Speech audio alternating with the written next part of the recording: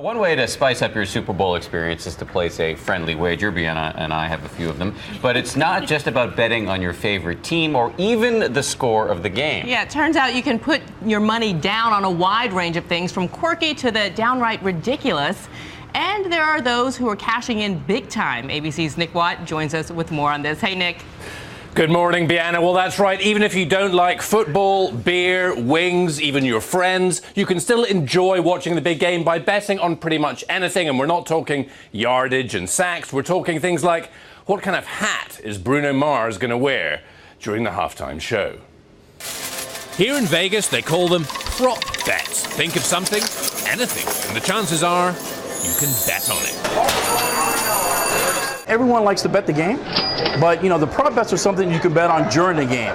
And there's hundreds and hundreds of prop bets that go all through the game. Who will the MVP thank first? We have God at 13-5 and sponsors at 5-1. Odds are pretty good for God. Will Noshawn Moreno cry during the anthem? He has before. Will Renee Fleming wear gloves while she's singing it? Coin toss? That's a simple one. And will the announcer say the word marijuana?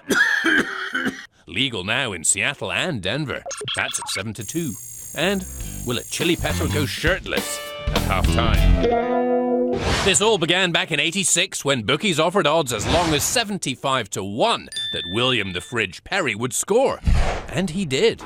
This year, around $50 million will be laid on prop bets. And this guy by himself has $600,000 at stake. Rufus Peabody, a Yale grad and professional gambler, has a secret system that he says guarantees at least a 5 to 10% profit. If you study these things real hard and you study the players and how they play in cold weather, you're going to get some good advantages. I am so not a betting man, but I'd say avoid a power outage wager, 20-1. Do you really think they'd let that happen again? But here's a good one. Will the game go into overtime? It never has in 47 games so far. Put a buck on that and you could win $6.50. Retire to Bora Bora.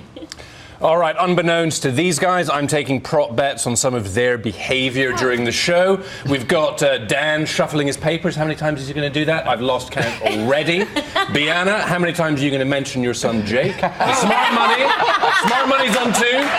And Sarah, how many times is Sarah going to laugh during the show? We're taking bets at up to 100 times for one show.